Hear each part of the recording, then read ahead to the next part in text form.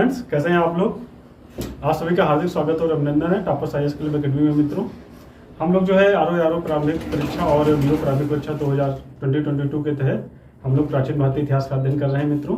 और हम लोगों ने इसके पहले महाजनपदा पार्ट 1 को हम लोगों ने कवर किया था मित्रों। और इस लेक्चर में हम लोग महाजनपद काल पार्ट 2 को कवर करेंगे मित्रों। और इसमें हम लोग महाजनपद काल के जो 16 महाजनपद थे उनकी जो प्रमुख विशेषताएं कौन कौन सी थी, मतलब उन महाजनपदों से संबंधित प्रमुख तथ्य कौन कौन से थे, उनका हम अध्ययन जो है करेंगे मित्रों। तो आइए देखते हैं हम लोग महाजनपद काल पार्ट 2। ये क्या है हम लोग का?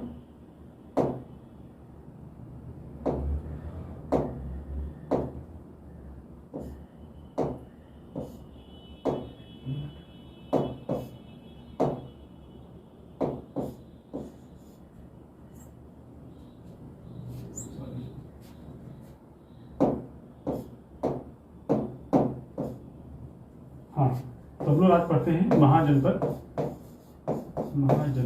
काल।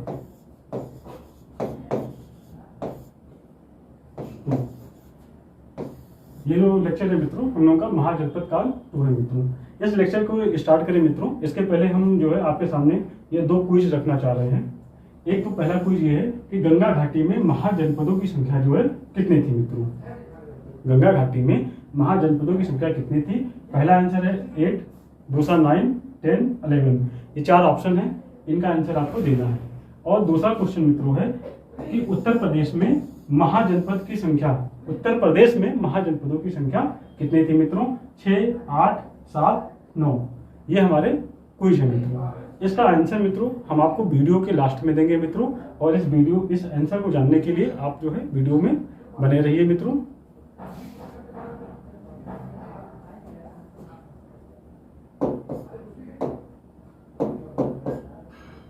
तो पहला महाजनपद जो मित्रों हम लोग जो कवर करने जा रहे हैं वो है काशी। ठीक, तो काशी महाजनपद। अब जब हम लोग इस महाजनपद को पढ़ेंगे मित्रों तो आपको अपने दिमाग में उस महाजनपद की जो है उस महाजनपद का मैप में उसको स्मरण करना है मित्रों। कि अगर मैंने काशी का नाम लिया तो आपको पता होना चाहिए कि काशी महाजनपद मैप में कहाँ पर था मित्रों। ठीक, ये पूर्वी उत्तर प्रदेश में पड़ता था, ये आपको पता होना चाहिए मित्रों। तो आप मैप को इमेजिन करते हुए पढ़ेंगे, या सबसे अच्छा तरीका आप मोबाइल, लैपटॉप या जो भी आपके पास संसाधन है आप उनको मैप में ओपन कर लीजिए और उनको प्लेस को देखते हुए मित्रों इसका जो अध्ययन कीजिए। इससे अगर एक बार आपने अच्छे से पढ़ लिया, 1-2 बार रिवीजन कर लिया तो सदैव वो पॉइंट आपके लिए कंठस्थ हो जाएगा मित्रों।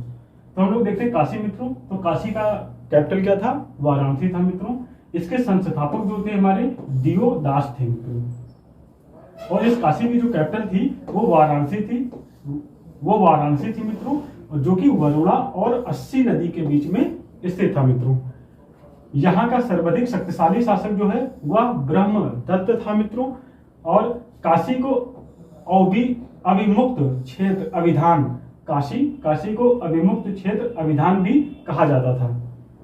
उसके बाद जो है सर्वप्रथम जो है काशी का उल्लेख जो है अथर्ववेद नामक ग्रंथ में उल्लेख इसका मिलता है मित्रों। अथर्ववेद में काशी के निवासियों को सर्वप्रथम जो है जिक्र किया गया है, अर्थात अथर्ववेद में काशी का महाजनपद का सर्वप्रथम उल्लेख जो है मिलता है मित्रों। दशरथ जो है जातक के अनुसार राम काशी के राजा थे। जो दशरथ जातक नामक कथा है, जातक कथा उनको कहते हैं जो महात्मा बुद्ध के जन्म के पहले लिखी गई है मित्रों। तो दशरथ जातक से पता चलता है कि राम कहाँ के थे? काशी के राजा थे। उसके बाद नेक्स्ट जनपद जो है मित्रों वो कौशल जनपद है। जो नेक्स्ट जनपद है मित्रों वो कौशल जनपद है मित्रों। और इसकी कैपिटल क्या थी? वो श्रावस्ती थी मित्रों। वर्तमान अवध का क्षेत्र जो है इसके अंतर्गत जो है आता था मित्रों। जो वर्तमान का अवध का क्षेत्र है वो इसके अंतर्गत आता था मित्रों। और इसकी 2 कैपिटल थी मित्रों। ठीक है, इसे उत्तरी कौशल था। जो उत्तरी कौशल था इसकी कैपिटल क्या थी? श्रावस्ती थी मित्रों, जिसे सहेत महेत के नाम से भी जो जाना जाता है। सहेत महेत के नाम से भी जो है जाना जाता था मित्रों। और जो दक्षिणी कौशल थी इसका कैपिटल जो है साकेत था मित्रों। ठीक है, जो आधुनिक जो है अयोध्या फैजाबाद का क्षेत्र है वो साकेत के नाम से जाना जाता था। ये दक्षिणी कौशल की कैपिटल थी मित्रों। ठीक, इसकी राजधानी जो है श्रावस्ती थी। श्रावस्ती जो है वो अचिरावती आबलिक राप्ती नदी के तट पर जो है बसा हुआ था मित्रों। यह एक चंद्राकार रूप में बसा हुआ है। ये विशेष प्रारंभिक परीक्षा में पूछा गया क्वेश्चन है कि श्रावस्ती का नगर विन्यास कैसा था मित्रों, तो वो चंद्राकार था मित्रों। उसके बाद यहाँ का सर्वाधिक जो प्रसिद्ध शासक था मित्रों वो प्रसेनजित था, जो इक्ष्वाकु कुल से जो है संबंधित था मित्रों। तो क्वेश्चन पूछा गया है प्रसेनजित जो है किस महाजनपद काल से संबंधित है या किस महाजनपद काल का था राजा था, तो वो कोसल महाजनपद का था मित्रों। श्रावस्ती की जो पहचान है, श्रावस्ती की आधुनिक पहचान जो है सहेत महत से की जाती है, ऊपर बताया जा चुका है। उसके बाद जो है शाक्यों का कपिल वस्तु गणराज्य कुशावती नगर और साकेत अयोध्या कोसल महाजनपद के ही अंतर्गत आते थे। ठीक, जो शाक्यों का एक कपिल वस्तु जो गणराज्य था, उसके बाद कुशावती नगर था, और जो साकेत या आधुनिक जो अयोध्या के नाम से भी जाना जाता है, ये जो है कोसल महाजनपद के अंतर्गत ही मित्रों आते थे मित्रों। उसके बाद जो अंग कैपिटल थी, मित्रों इसके बाद जो अंग थी मित्रों, ये पूर्वी उत्तर प्रदेश के ये बिहार में पड़ता था मित्रों। बिहार के भागलपुर के आसपास के क्षेत्रों में था। हम लोगों ने मैप में पढ़ा था, अध्ययन किया था इसको। अंग की जो कैपिटल थी मित्रों वो चंपा थी। क्या थी? अंग की कैपिटल चंपा थी। यह आधुनिक भागलपुर और मुंगेर जिले में अवस्थित था मित्रों। इसकी राजधानी चंपा थी और चंपा को ही पुराणों में मालिनी कहा गया है। ठीक, ये जो चंपा था उसको पुराण में मालिनी कहा गया है। और चंपा नदी जो थी, ये जो चंपा नदी थी, ये अंग और मगध के बीच में सीमा का निर्धारण करती थी मित्रों। उसके बाद जो है बुद्ध काल में चंपा की गणना जो है भारत के 6 महानगरों में की जाती थी। बुद्ध काल में जो चंपा था, ये भारत के जो बुद्ध काल में 6 महानगर थे उसमें से चंपा एक था मित्रों। और यहाँ का जो शासक था हमारा वो दधिवाहन था। वो महावीर स्वामी का जो है भक्त था मित्रों। ठीक, जो यहाँ अंग का शासक था दधिवाहन था, जो कि महावीर स्वामी का जो है भक्त था। उसके बाद अथर्ववेद में जो है अंग महाजनपद का उल्लेख मिलता है। तो हम क्वेश्चन बनता है कि अंग महाजनपद का उल्लेख किस वेद में मिलता है, तो अथर्ववेद में जो है अंग महाजनपद का उल्लेख जो है मिलता है मित्रों।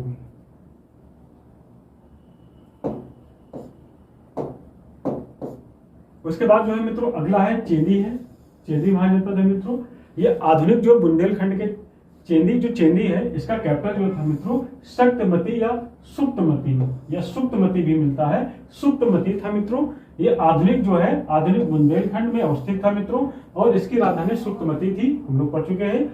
और शिशुपाल जो था मित्रों यहाँ का शासक था, जिसका वध कृष्ण ने किया था। जो चेंदी का जो शासक था वो क्या था? वो शिशुपाल था मित्रों, जिसका वध जो है भगवान श्री कृष्ण जी ने किया था। जो वर्ष था मित्रों, जो वत्स जनपद था, ये वत्स जनपद जो था ये कौशाम्बी में पड़ता है मित्रों। ये आधुनिक इलाहाबाद के आसपास का क्षेत्र था। ठीक, भगवान बुद्ध के समय यहाँ का शासक कौन था? उदयन था। उदयन वत्स महाजनपद का शासक था भगवान महात्मा बुद्ध के समय में। उसके बाद जो मित्रों उदयन को अवंती के शासक चंद्रप्रद्योत ने बंदी बना लिया था मित्रों। ठीक, ये जो उदयन थे इनको अवंती का जो शासक था चंद्रप्रद्योत, उसने इनको बंदी बना लिया था और अपनी पुत्री, इनकी पुत्री थी वासोदत्ता का संगीत शिक्षक नियुक्त कर दिया था। ये बहुत अच्छे संगीतक थे, तो इनको बंदी बनाकर जो है अपनी पुत्री वासोदत्ता का संगीतक जो है नियुक्त कर दिया था मित्रों। तो होता क्या है, ये जब संगीतक बनकर जाते हैं तो उदयन और वासोदत्ता के बीच में प्रेम प्रसंग चलने लगता है मित्रों। ठीक है, तो उदयन और वासोदत्ता के बीच में प्रेम संबंध हो गया था और वे भाग कर क्या किए थे? कौशाम्बी आ गए थे मित्रों। तो भाग कर वो कहाँ आएंगे? कौशाम्बी आ गए थे मित्रों। और भास ने जो है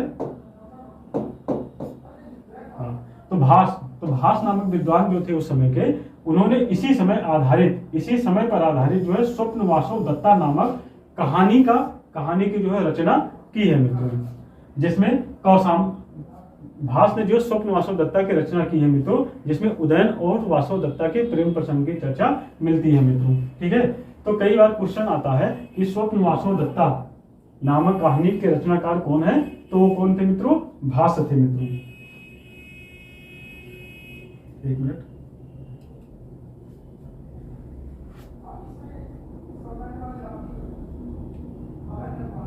ये भास है मित्रों, और कहीं कहीं ये भास भी लिखा हुआ मिलता है मित्रों, कहीं कहीं ये भास ऐसा भी लिखा हुआ मिलता है मित्रों। ठीक, उसके बाद जो है ये जो कौशाम्बी है, कौशाम्बी जो है मित्रों, ये बौद्ध और जैन जो है ये दोनों धर्मों का जो है एक प्रमुख जो है केंद्र था। कौशाम्बी बौद्ध और जैन दोनों धर्मों का प्रमुख केंद्र था मित्रों। और यहाँ पर जैनियों के छठे तीर्थंकर जो है पद्म प्रभु जी जो थे, उनकी जन्म स्थली है मित्रों। ठीक, तो जैनियों को छठे तीर्थंकर पद्म प्रभु की जन्म स्थली कौन सी है? कौशाम्बी है मित्रों। और यहाँ का प्रभासगिरी पर्वत है, यहाँ का जो प्रभासगिरी पर्वत है पर उन्होंने जो है तप किया था। कौशाम्बी में प्रभासगिरी पर्वत है जहां पर ये पद्म प्रभु ने वहां पर तप किया था और इनकी जन्मस्थली यहाँ पर स्थित है मित्रों।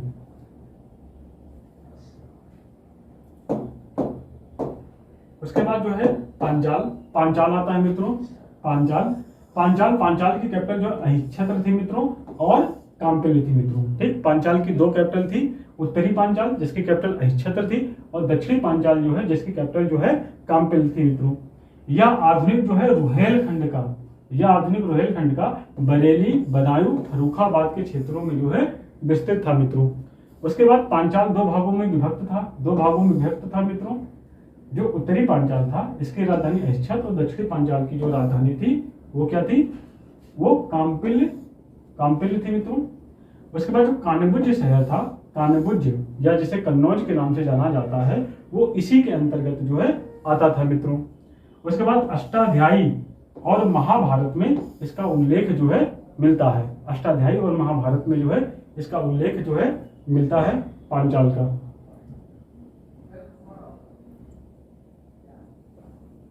उसके बाद जो मित्रों अगला है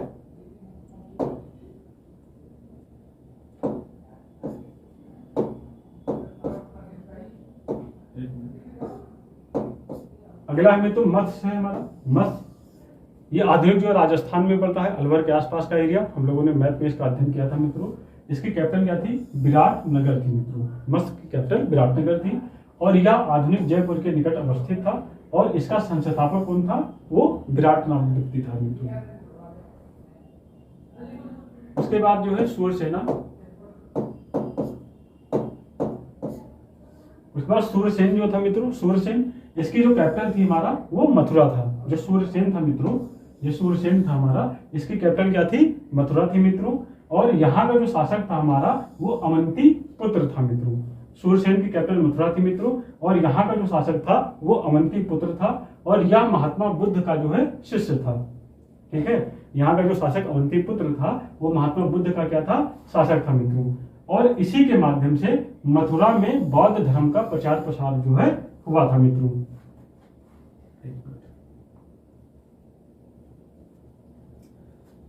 उसके बाद मित्रों इसी के माध्यम से मथुरा में बौद्ध धर्म का प्रचार प्रसार हुआ था और मेगास्थनीज की जो पुस्तक है हमारी इंडिका में इसका जो है उल्लेख किया गया है। यानी मेगास्थनीज की जो पुस्तक है इंडिका, उसमें जो है सूरसेन महाजनपद का जो उल्लेख किया गया है। उसके बाद मित्रों अगला हमारा अस्मक है मित्रों। इसकी कैपिटल पैठान, प्रतिष्ठान, पोतन या पोटिल, इन चारों का उल्लेख अलग अलग जगह पर मिलता है मित्रों। यह सबसे दक्षिणी जनपद था, महाजनपद था मित्रों और बहुत ही इंपॉर्टेंट महाजनपद था। यह दक्षिण में स्थित था मित्रों और एकमात्र महाजनपद था। यह दक्षिण में स्थित जो है एकमात्र महाजनपद था मित्रों और यह जो है गोदावरी नदी के तट पर अवस्थित था मित्रों। और उसके बाद में इसको अवंती ने जीत लिया था। बाद में जो है इस अस्मक महाजनपद को अवंती के द्वारा जो है जीत लिया गया था। उसके बाद मित्रों हम देखते हैं अवंती महाजनपद।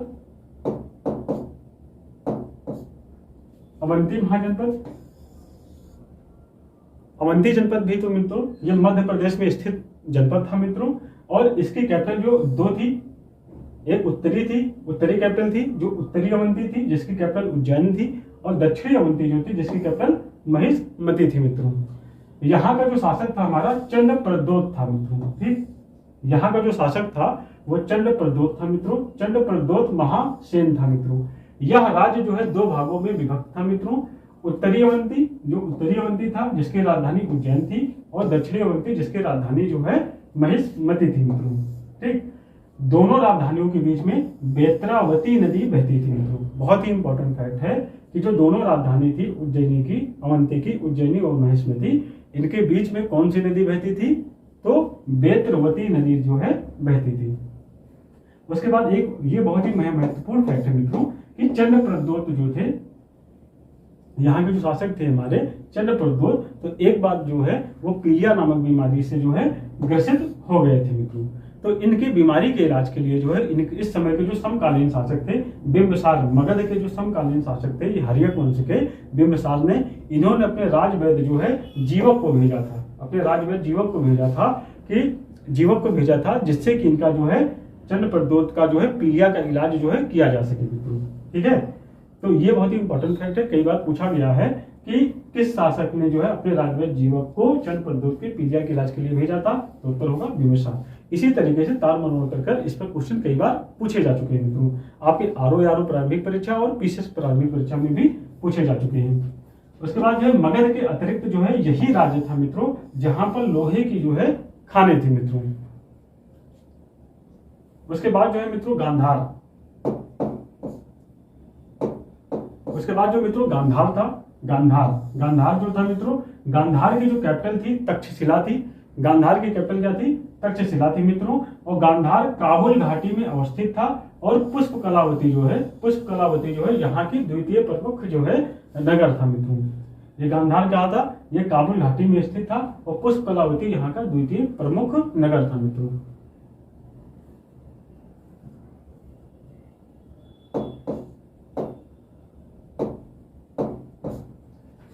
उसके बाद हम बात करें तो वज्जी की बात करें। वज्जी था मित्रों, इसकी कैपिटल जो है वैशाली थी मित्रों। वज्जी की कैपिटल वैशाली थी। यह 8 जनों का संघ था मित्रों, मतलब यह 8 छोटे छोटे कबीलों का जो है एक संघ था मित्रों, जिनमें सबसे प्रमुख जो है लिच्छवी था मित्रों, या छोटे छोटे गणराज्यों का ये संघ था मित्रों। वज्जी छोटे छोटे गणराज्यों का संघ था मित्रों, जिसकी कैपिटल वैशाली थी मित्रों। और इन 8 जनों में प्रमुख कौन था? लिच्छवी जो है प्रमुख था मित्रों। इसकी जो राजधानी थी वह गंडक नदी के तट पर अवस्थित थी। वज्जी की राजधानी वैशाली वो गंडक नदी के तट पर अवस्थित थी मित्रों। और गंगा नदी जो है, गंगा नदी वज्जी और मगध के बीच की सीमा का निर्धारण करती थी। ये जो गंगा नदी थी ये वज्जी और मगध के बीच में सीमा का निर्धारण करती थी मित्रों। और इस संघ में जो है 8 न्यायालय थे।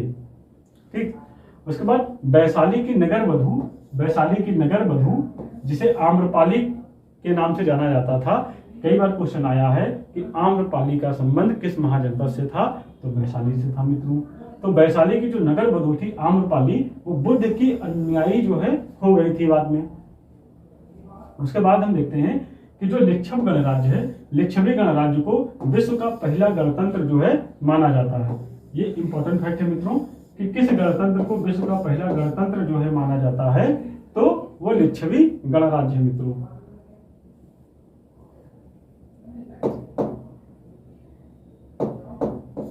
उसके बाद जो है आगे है मित्रों मल्ल जनपद है मित्रों। इसकी कैपिटल थी हमारी कुशीनगर थी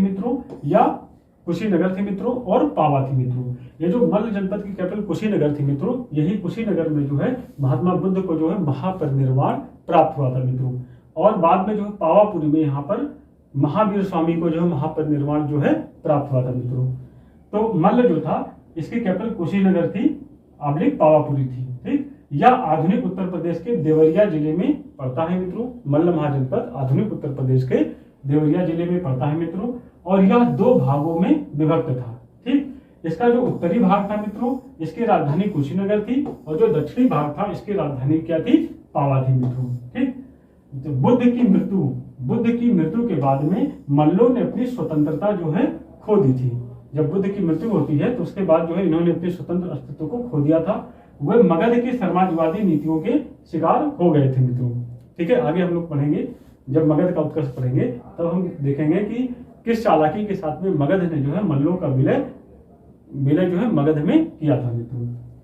गौतम बुद्ध का महापरिनिर्वाण कुशीनगर में हुआ था, जबकि महावीर स्वामी की जो मृत्यु हुई थी वो पावा में हुई थी मित्रों। फिर उसके बाद हम देखते हैं कि अगला जो महाजनपद है वो है कुरु महाजनपद है मित्रों। कुरु महाजनपद है। ये जो कुरु महाजनपद है इसकी कैपिटल जो है इंद्रप्रस्थ थी मित्रों। ये आधुनिक मेरठ, दिल्ली और हरियाणा के आसपास के क्षेत्रों में था। हम लोगों ने मैप में इसका अध्ययन किया था मित्रों। और यह आधुनिक दिल्ली, मेरठ और थानेश्वर के क्षेत्रों में यह विस्तृत था मित्रों। और महात्मा बुद्ध के समय यहाँ का शासक कौन था?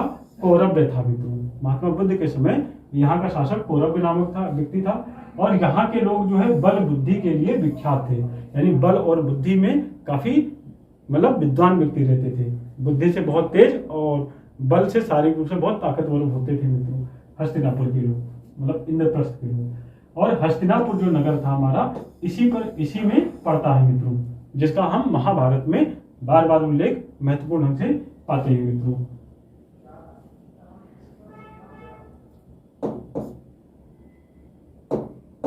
उसके बाद जो हम देखते हैं कि अष्टाध्यायी है और महाभारत में इसका उल्लेख जो है मिलता है। ठीक है, अष्टाध्यायी और महाभारत में भी जो है इसका उल्लेख मिलता है, अभी हमने बताया मित्रों।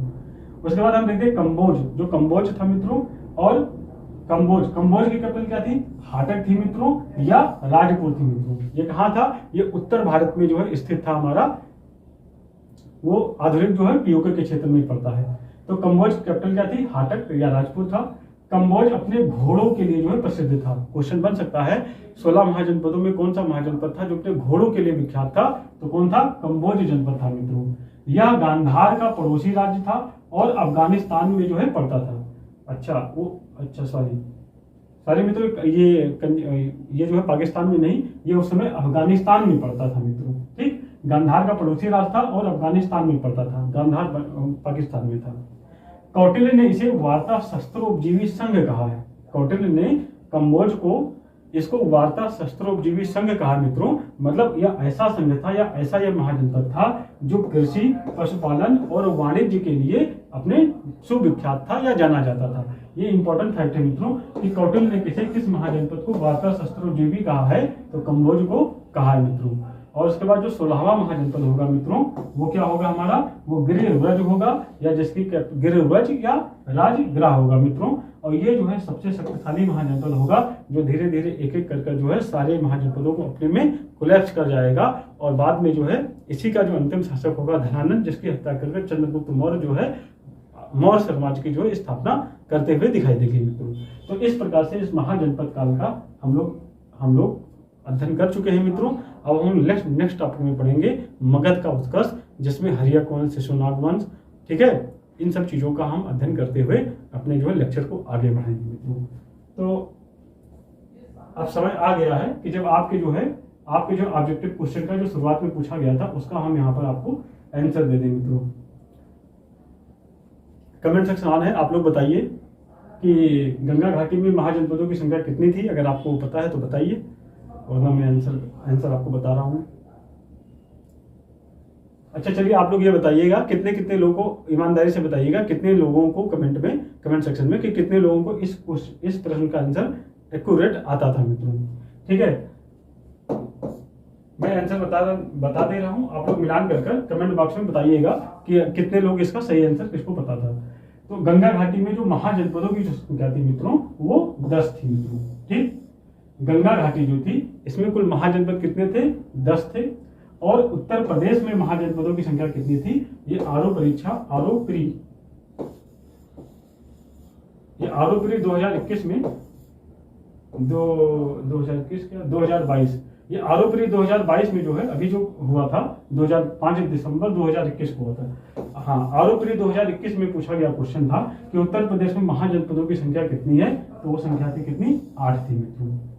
ठीक, तो इस प्रकार से ये पूछा जा चुका है और इसके पूछे जाने की संभावना है मित्रों कि गंगा घाटी में महाजनपदों की संख्या कितनी थी, तो वो 10 थी। और उत्तर प्रदेश में पूछे महाजनपदों की संख्या कितनी थी, तो वो 8 थी, जो कि आरो प्रारंभिक परीक्षा 2021 में पूछा गया प्रश्न था मित्रों।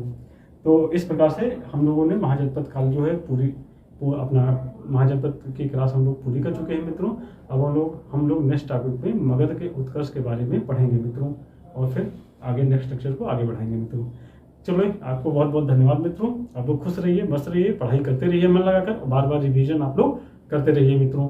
और हाँ, अगर आपको ये वीडियो मेरा पसंद आ रहा है तो इसे थोड़ा लाइक कीजिए, सब्सक्राइब कीजिए और बेल आइकन को प्रेस कीजिए, जिससे हमारे नेक्स्ट वीडियो जो भी आ रहे हैं हमारे, और संस्थान के द्वारा वो आपको अनुमत रूप से मिलते रहें और आप अपनी पढ़ाई को यूं ही आगे बढ़ाते रहें मित्रों। बहुत बहुत धन्यवाद, शुक्रिया, बाय बाय।